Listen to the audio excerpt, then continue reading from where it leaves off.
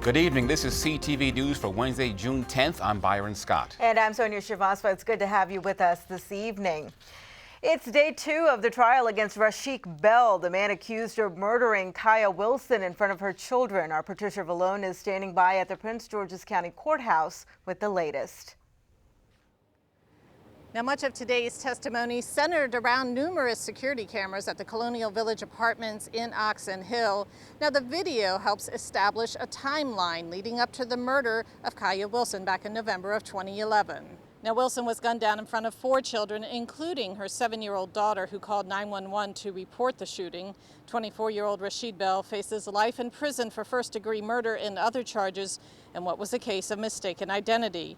Bell allegedly killed Wilson in retaliation for the death of another man, Jakari Butler. Now, police say Bell and others believe Wilson's boyfriend was responsible for Butler's death, but that a neighbor, Michael Neely, was later charged with that crime. Now, Bell is the only one facing murder charges out of a group of people initially questioned in this crime. Antonio Randall pleaded guilty to burglary and first-degree assault. He plans to testify against Bell during this trial. From Upper Marlboro, I'm Patricia Vallone, CTV News. Okay, thank you, Patty. The trial is expected to wrap up tomorrow. Meantime, a man is charged in connection with a police-involved shooting in Upper Marlboro. 44-year-old Clyde Peterson was treated and released from the hospital, and is now in jail facing felony theft and gun charges. On Tuesday, an officer shot and injured Peterson and another armed man who remains in the hospital in stable condition. The two are suspected of stealing a car in Baltimore. The officer who shot them has been placed on paid leave pending the outcome of the investigation. And County Executives Rashiek Baker and Ike Leggett of Montgomery County went before the Council of Governments this afternoon to talk about regional economic development. Now, Baker talking about many of the things he's worked on, such as MGM National Harbor, the $650 million regional hospital, the expansion of the Arts District in Hydesville, and the Purple Line, and why a regional approach, he says, is important. Why don't we treat economic development and treat, quite honestly, some of the issues we face in this region the same way residents do? There is no Berlin Wall. Residents go back and forth, whether it's to buy things, whether it's for health care, whether it's for education, you name it, there is no wall there.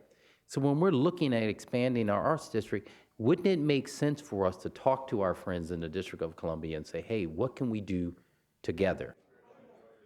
And after the COG meeting, Baker also talked about the council's vote to override his veto of a tax increase that was included in their budget. We're certainly still looking at the budget right now and the impact that it has. One of the problems I have with what the council did in terms of raising the property taxes there is none of the additional dollars goes to improving education.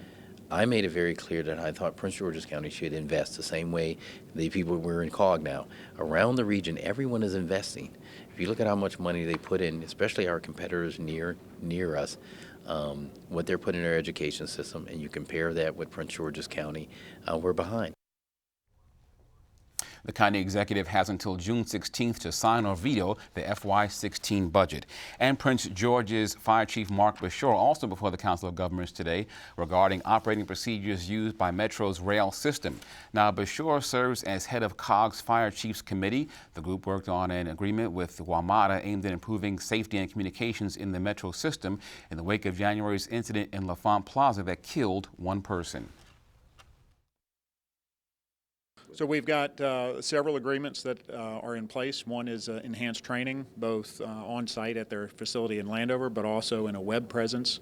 We're building that training capacity with them, something that hadn't existed before, to allow 24/7 training amongst the 10,000 firefighters in the National Capital Region. That's a pretty big one. Now, COG was also briefed on revisions made to Metro's fire rescue emergency procedures. Well, we now know the we now know the Amtrak engineer at the helm of last month's fatal rail crash was not on his cell phone before the accident. In the latest report released from the NTSB, investigators analyzed both phone records and records from Amtrak's onboard Wi-Fi system. The data does not show that any calls, texts, or data usage occurred during the time the engineer was operating the train. This latest update is part of an ongoing investigation into the May 12th derailment in Philadelphia that killed 8 people and injured hundreds of others. And you're watching CTV News. I'm Sonia Shrivastava. And I'm Byron Scott.